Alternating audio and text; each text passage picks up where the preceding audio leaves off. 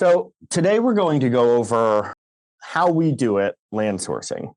And for HUTS, many of our projects on the design and development side start right here at the very, very beginning of the project. A lot of people that we meet with who have the ambition to design a home or build a home, whether it's a primary residence or a rental property or an investment property or a multi-generational compound, what they're missing right up front is a piece of land. And so a very important part of the process for us is to help advise on how to source a piece of land, how to evaluate a piece of land, and find the right piece of land for your ambitions so that the rest of the design and build process can go smoothly.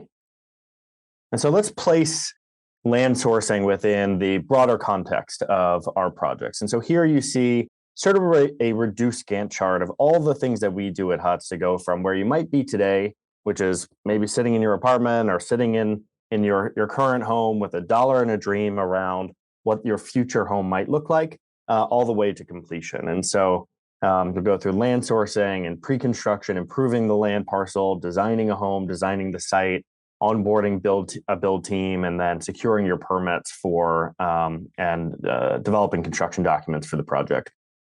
And so where are we starting in this webinar? We're looking at the very beginning at land sourcing.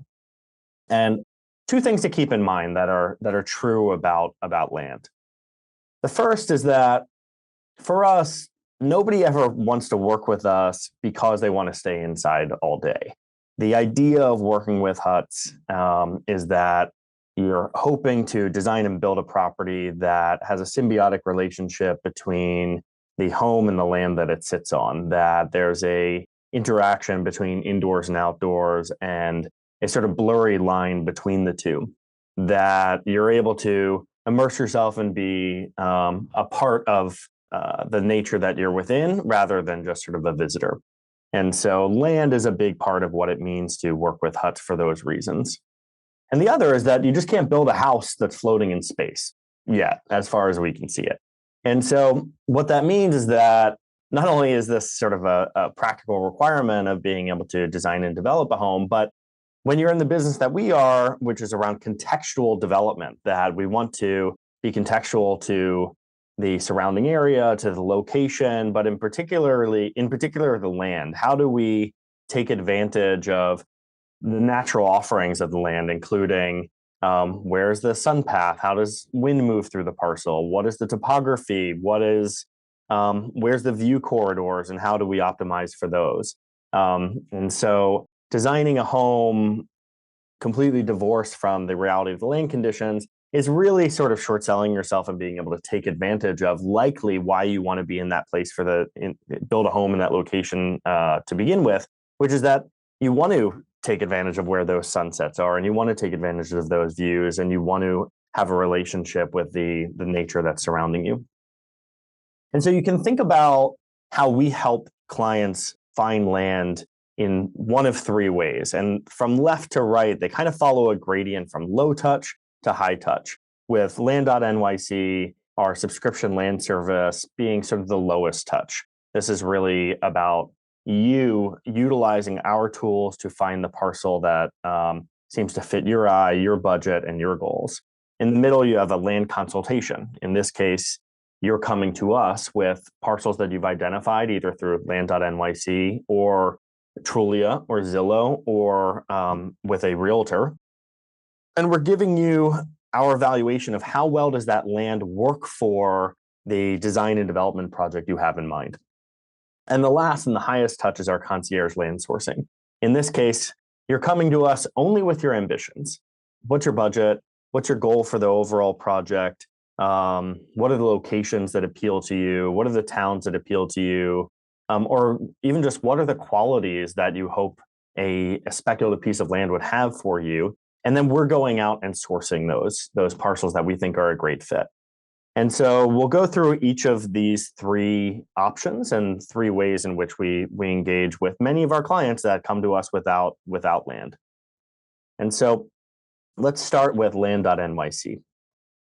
And I'll actually just visit the site in the same way you would. But before getting into that, I just want to give you a look at what we call sort of our HUTS world map. This demonstrates where all of our projects are across the country, active construction projects and design projects, where our development opportunities are, if you're familiar with that on our site, where our build partners are in various areas. And then germane to this conversation is all of the land parcels that we've evaluated that have made their way through our curatorial system, and we have put real thinking into why we think they're a good fit for a HUTS project, why we think they're a good fit for our audience, and they've been presented on Land.nyc.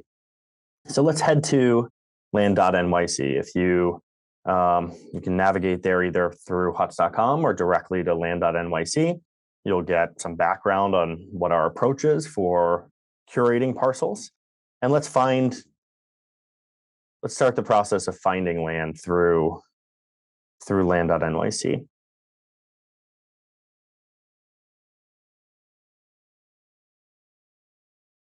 And so start to be able to navigate through land parcels by states.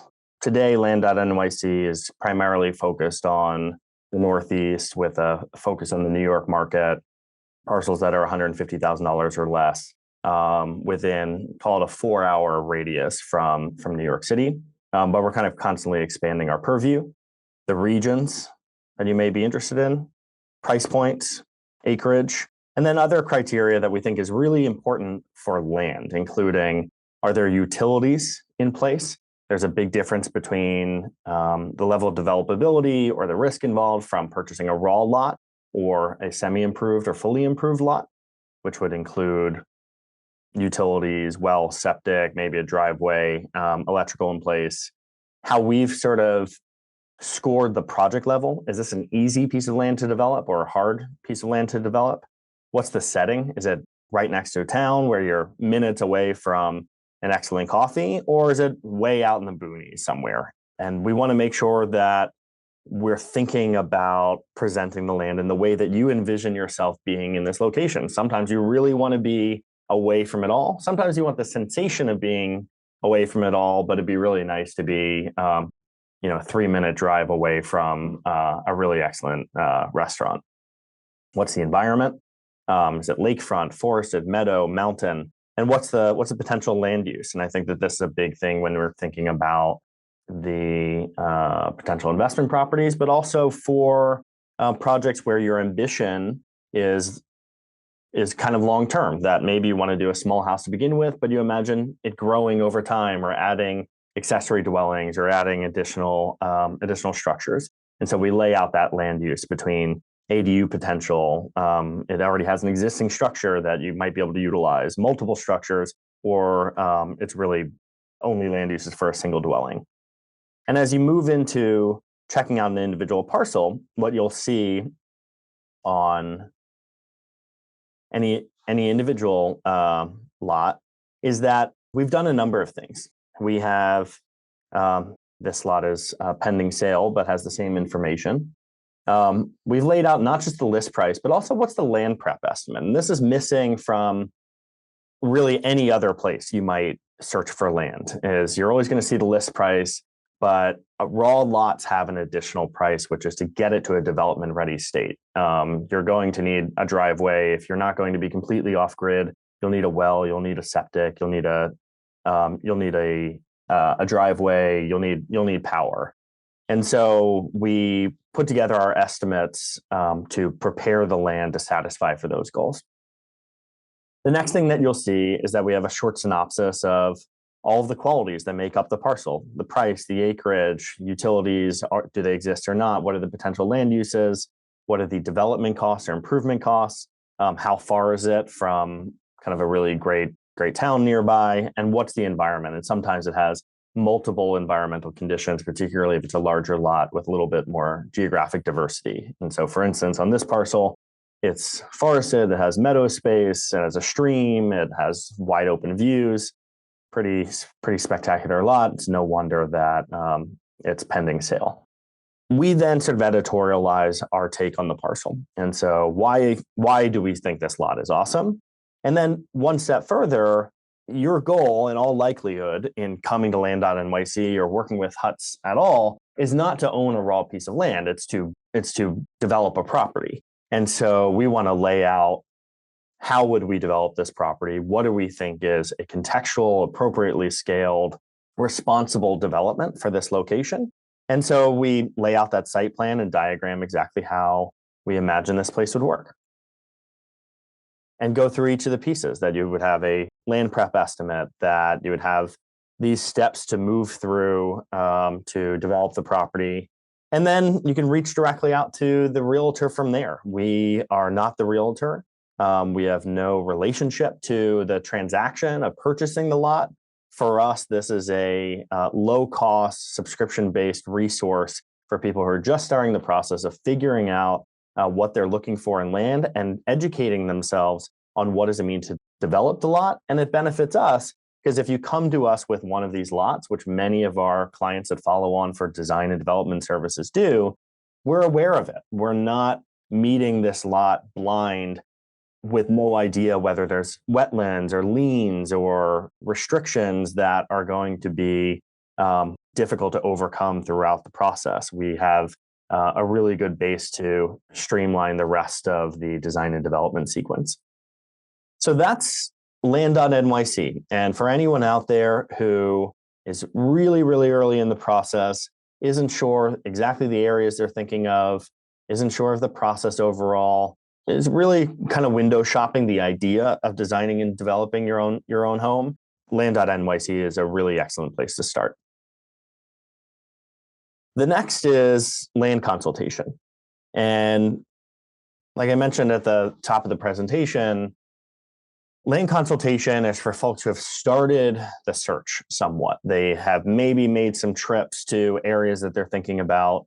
They have produced a short list of lots, but they don't exactly know what they're looking at.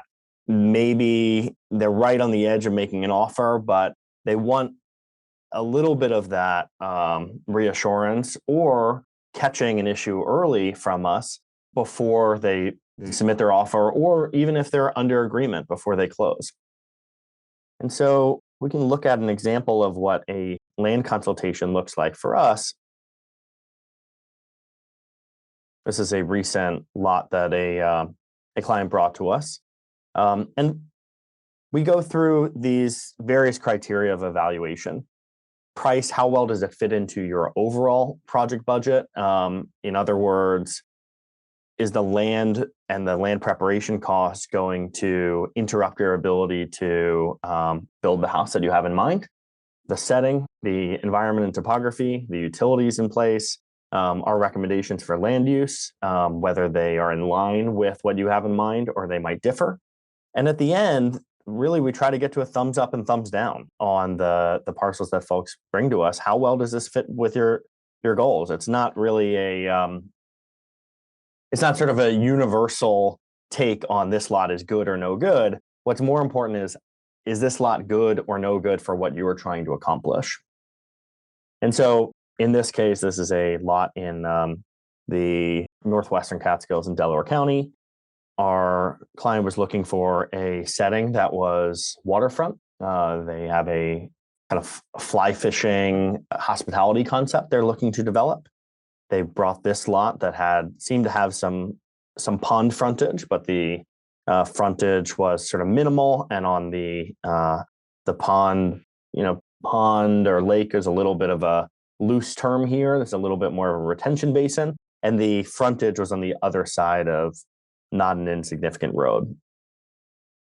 And so as we kind of went through the qualities of this parcel, identifying it through aerial photography, but also starting to see what are the development limitations or future development corridors that might interrupt some of the kind of bucolic qualities of the lot that are already there. In this case, there's a power right-of-way, there's a airstrip, there's a major highway that is definitely going to deliver road noise in this lot, that I think in visiting the lot in person with a realtor, some of those kind of adjacent bits of infrastructure were glossed over.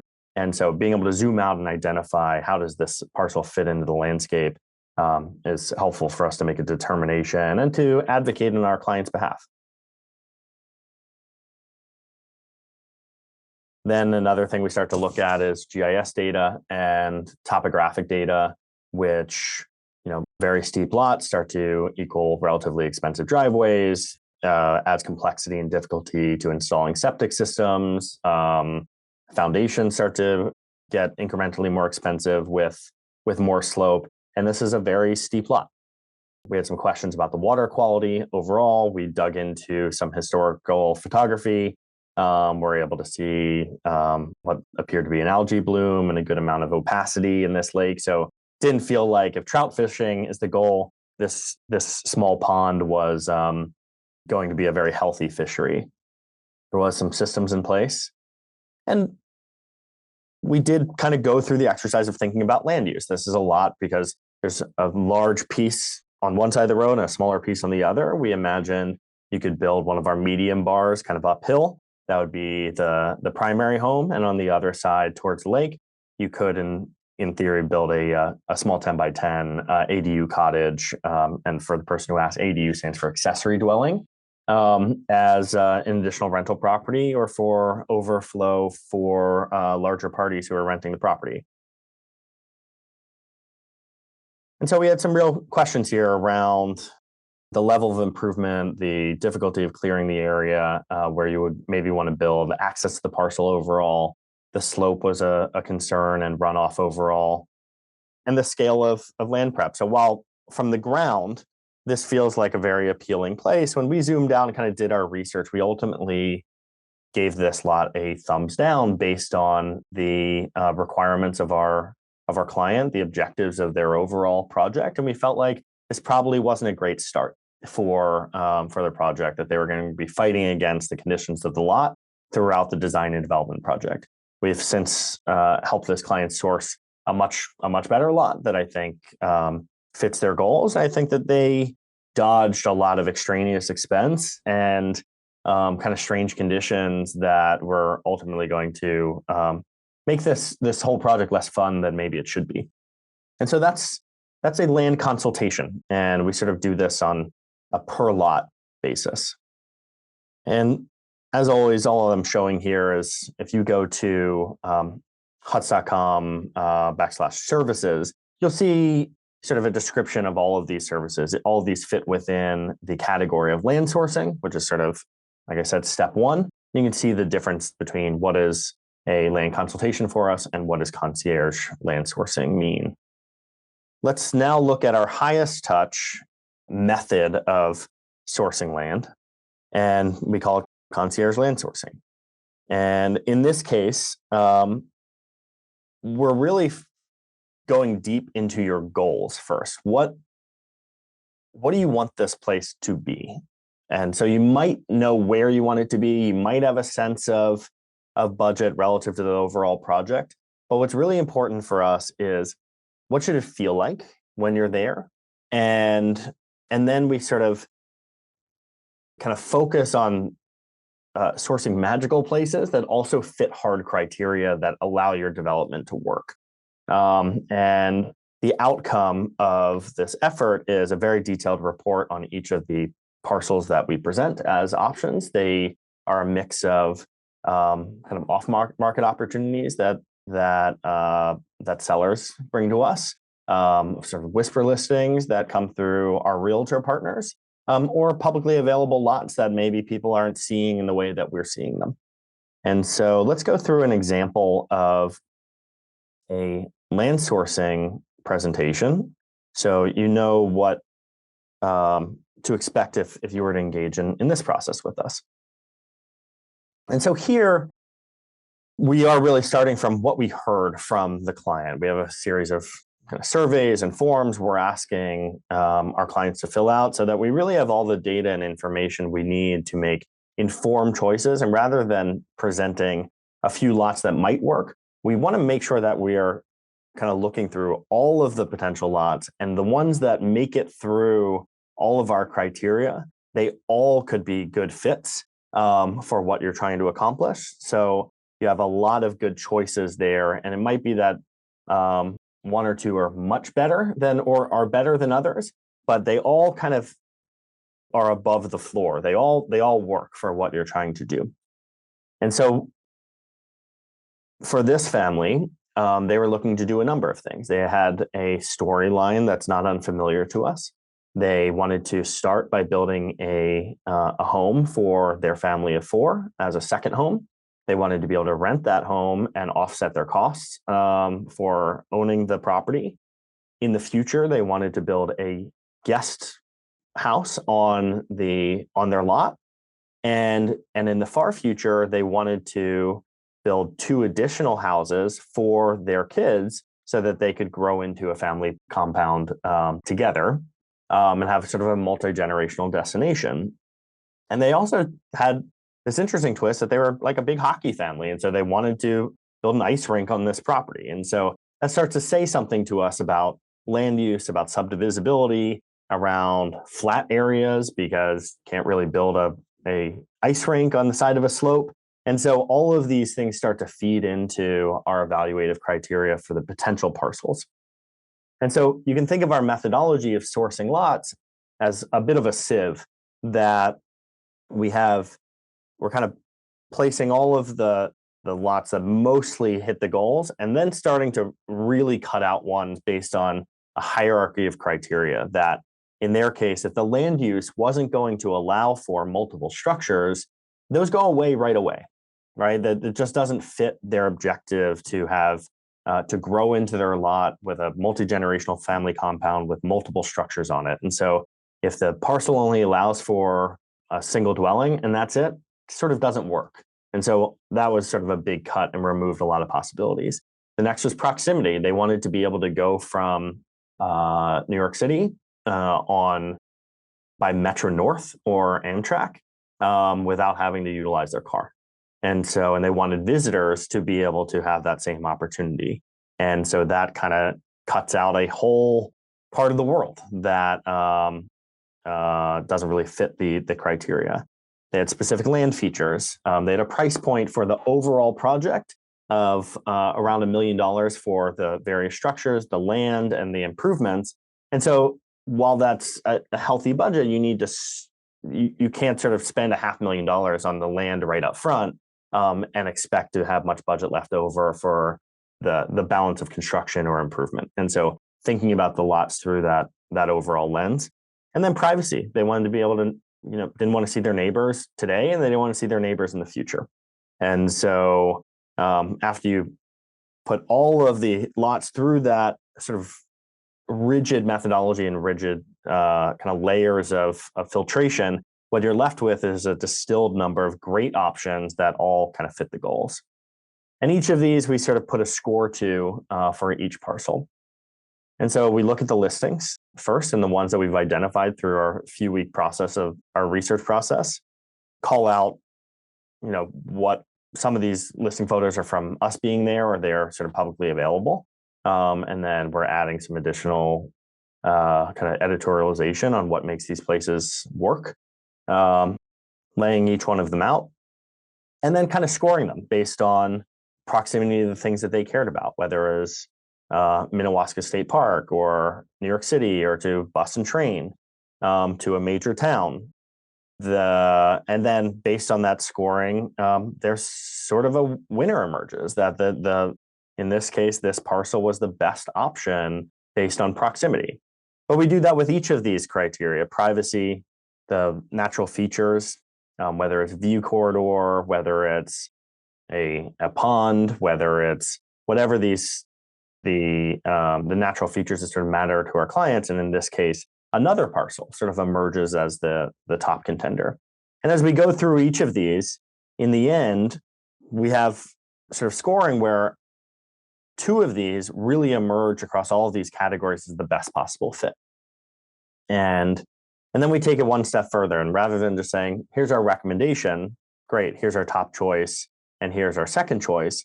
On the top choice, we also want to give you context for what are you going to do next? Great, you're going to purchase this lot, but then how are we going to really make sense of your development project overall? And this gets us way down the road if we go one step further with HUTS, past land sourcing into site planning and home design and permitting and construction support, we have a lot of the bones to sort of understand the pricing for that and the timing and approach for that.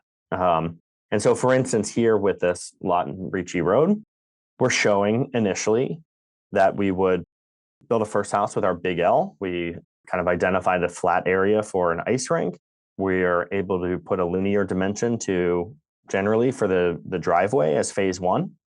Able to showcase that big L plan, show an example of how that would work. And then what would we do after the fact? That we know from this lot that without subdivision, it allows for a main house and a guest house. So that gives them their initial house. It gives them that they can use themselves and for rent.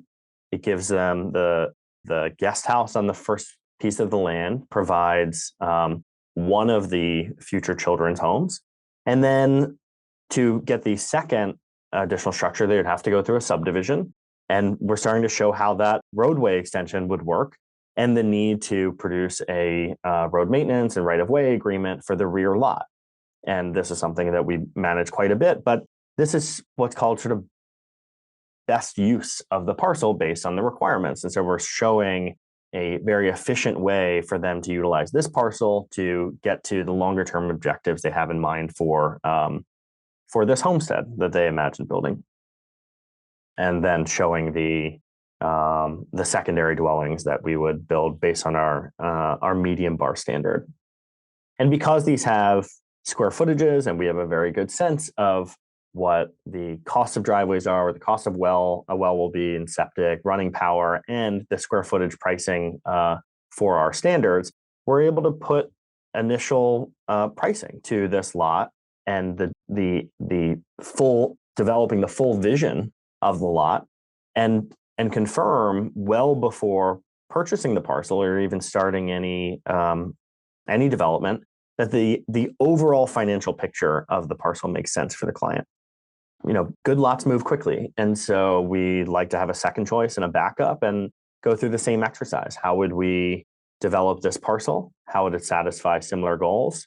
What standards would we utilize? What would our subdivision plan look like? And how does the end result of this phase construction project adhere to the ambitions and budget and goals of our clients? And at the end, there's a couple of next steps off of this. This is concierge land sourcing is really for folks that know that they want to engage in a design and development project. They're almost positive they want to work with HUTS on it, and they want us to really understand the parcel and have a vision for the parcel that they share to be able to move on to the next steps. And so we would potentially do a site visit after this to confirm the lot. We would further develop the pro forma, both the capital expenditures and the potential revenue and maintenance costs for the property. And we would help our clients prepare an offer through their listing realtor with the types of due diligences and contingencies we would like to see in the lot to ensure that the vision that we and our client have for it is 100% feasible before moving forward. And that satisfies a meaningful challenge in raw land development, which is that for anyone out there who has completed a renovation on a home, we often say that renovations go sideways based on the condition of the existing house. That you open up the drywall and all of a sudden nobody's ever seen the condition of that plumbing or that electrical, and things start to get expensive. With new land development, the construction is relatively known. What makes projects go sideways is the land. And so having a very good understanding of how you're going to utilize the land, the developability of the land, the potential challenges and pitfalls of the land, and knowing as much of that up front helps both you and us deliver on a project as seamlessly as possible. So those are our three methods of supporting our clients and finding the right piece of land for their project. And let me stop there. And for anyone out there that has any questions, please just use the Q&A dialogue, and I'll open it up for a few minutes to field the questions as best I can. Matthew asks, what does ADU stand for? So that's an accessory dwelling, and you can think of it as a guest cottage or an additional living space on your property. ADU is defined in different towns in different ways. Sometimes it's only a dwelling if it has a kitchen. Sometimes only a dwelling if it has a defined bedroom wall. Sometimes it's called a guest house. Sometimes it's called a accessory apartment or in-law suite if it's maybe above a garage. Basically, an additional space that is separate from the primary home and has sort of systems of its own, and but is not subdivided off from the original property. It's an additional dwelling on the same tax lot. Great, Craig. Glad you enjoyed it. Please feel free to reach out with additional questions. Matthew writes, it's a good question. So, do you take into account the short-term rental permitting when sorting plots? Absolutely, if that's the goal of your development. And so, is there any regulation coming down the pipe? Is there any existing regulation or licensing requirements in the town? If your goal is to produce a short-term rental and that's your primary investment objective, that's absolutely going to be a major part of our kind of filtration and evaluation of parcels. And if that is the primary objective, that's probably going to be number one. If the lot is in an area where it seems like there might be either oversaturation or regulatory conditions that make short-term rental problematic, that area and that parcel is going to go away right away because it just doesn't fit your goals. Great. Well, thank you so much, everyone, for joining. And we encourage you to follow along on YouTube to see all of our webinars and on all of the ways that we do everything that we do. Today, we went over land sourcing, but you'll see future webinars on contractor sourcing, on pricing evaluation, on design, on construction management, and all of the things that we do to deliver development as a service and support you in your project to design and develop a house that fits your goals, and ideally make that process a lot more fun and a lot less scary. Thank you, everyone.